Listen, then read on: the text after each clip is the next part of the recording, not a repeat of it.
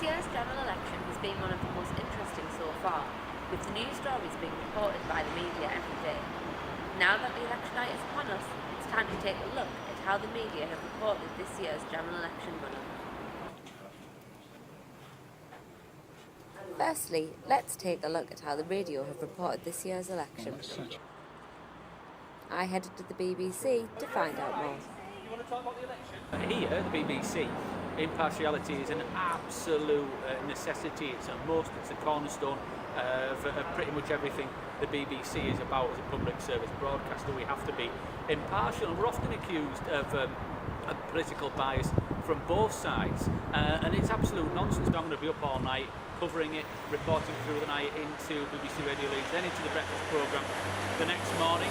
When everything's packed away, I can go and get maybe 2 hours sleep, I think, and then I'm back to cover the local elections, which are really important for our listeners as well. So the BBC's coverage has all been about keeping it clear, making it clear, keeping it simple, so breaking down the political speak and the jargon, cutting through all that and making it as easy to understand for the viewers and listeners as possible. But on top of that, really checking the facts, because you know what politicians are like, for either making the facts fit their argument or plucking figures seemingly out of the air. So we've got a dedicated fact check team. I think that Labour could well take the seat in Pudsey, which is held by a very good Conservative MP called Stuart Andrew, very good constituency MP.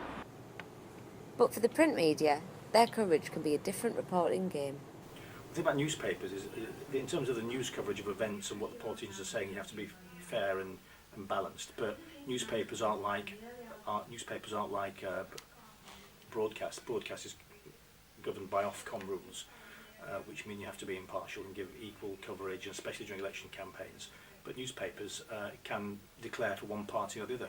So, for example, today, The Sun in Scotland has come out for the SNP because they know it's popular, I'm guessing.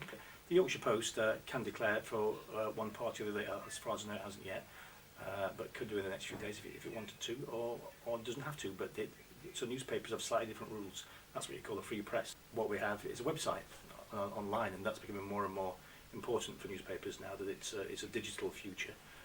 So the online staff will be working on the website throughout the night, updating as it goes, and I'll be, as digital reporter at the Leeds Arena, interviewing whoever will talk to me, filming whatever's happening and getting that on the website as soon as possible.